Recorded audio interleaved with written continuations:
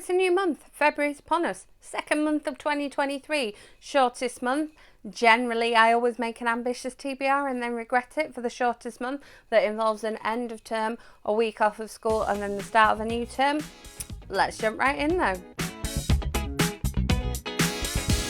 Welcome back, or if you are new here, welcome. My name is Katrina and I make bookish content here on this channel every week, and then reviews here at the weekend. In the description box below you will find all of my social links, including my blog and my Goodreads, where I have already reviewed one of these books. So we're going to talk February releases, we're going to talk a book versus movie video, we're going to talk a next in the series that I would like to read, and then I've got a book that I bought in hardback that I have on audio that I would also like to get to. It's ambitious, let's go for it. 3 books that are released on the 2nd of February here in the UK, so as you are watching this, they will all be linked in the description box.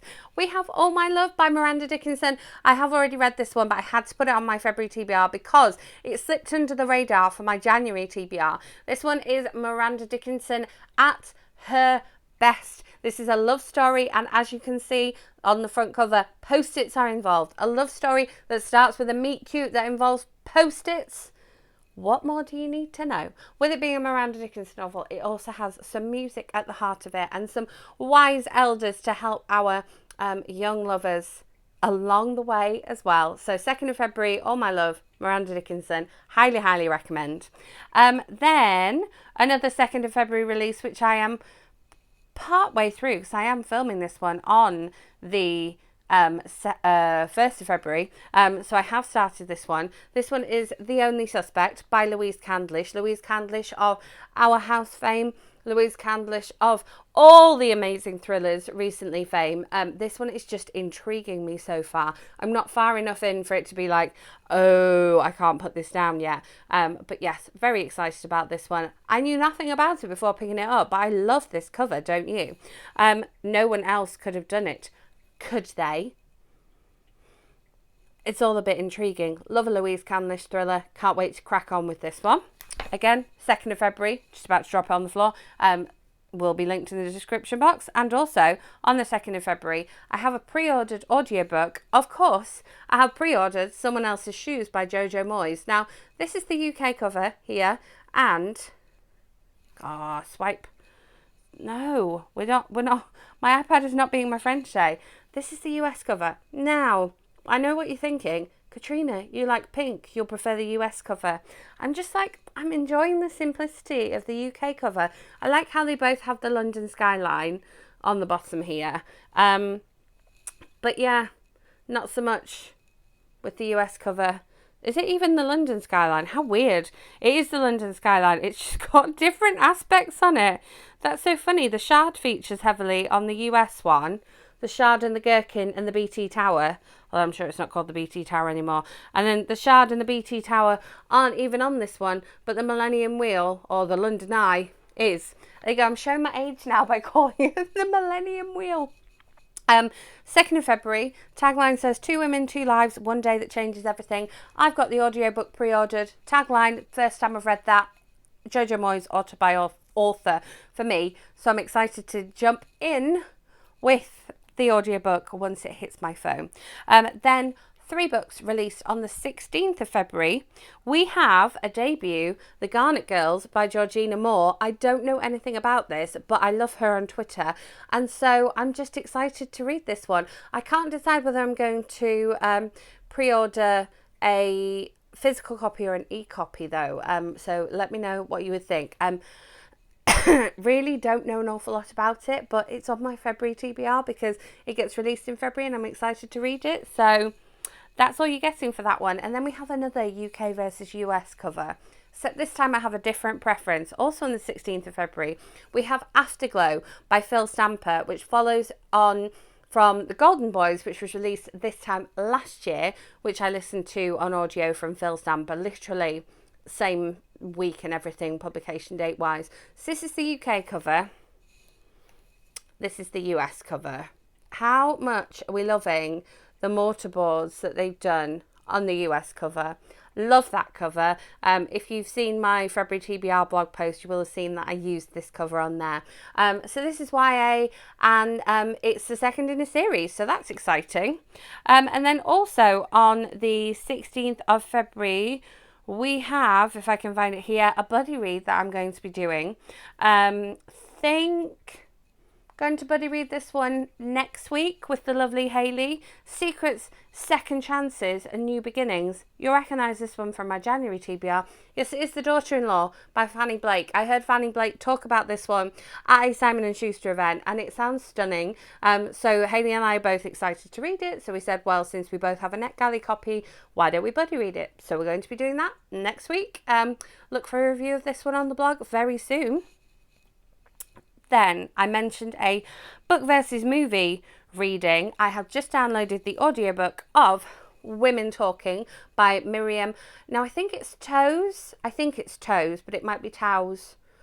Probably Toes or Toes. No, I'm going with Toes. Miriam Toes. Saw the trailer for the movie of this one. It looks fabulous. It looks very intriguing. It looks quite dark. The audiobook isn't that long, and it's got some Oscar buzz around it. So I was immediately like, have to do this. I also had an email from a friend that said, in the US, that said, I've just seen the movie for this one. It was amazing. I recommend. So going to listen to the audiobook, then as soon as the movie comes out here, I will be going to watch it, and we'll make a book versus movie video for you. So look out for that one soon. Make sure you subscribe and hit the notification bell. Then I mentioned wanting to read the second in a series. I just have to find it. Here it is. So in January, I read Hopeless by Colleen Hoover. So now we're going to be reading the second in the series, which has been on my NetGalley shelf for so many years, obviously since just before it was released. Hopeless was way different from what I expected, so I'm really intrigued to start losing hope.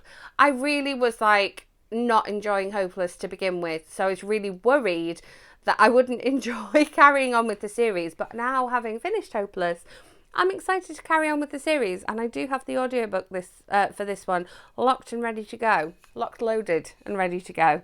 And then finally, here's that physical book that I bought in the January sales, Boxing Day sales, whatever you want to call it, that I have an audiobook copy of that I would like to read. So I'm just not sure if you're ready to see the beauty of this one. So it is The First to Die at the End by Adam Silvera, which is the prequel to They Both Die at the End. Loving this cover. I like the UK cover way more than the US cover. Also mentioned previously, I think in a UK versus US cover video, that the UK cover for The First to Die at the End, no, They Both Die at the End, is so different from the US cover. So there's the front, there's the spine, note the foil, also foil on the front here. Then let's just turn it round and look at the back. Okay, love this. Deathcast calling for the very first time. But then, have you seen the spread? Have you seen the spreads? Just gaze upon it. I'll even give you a pan down.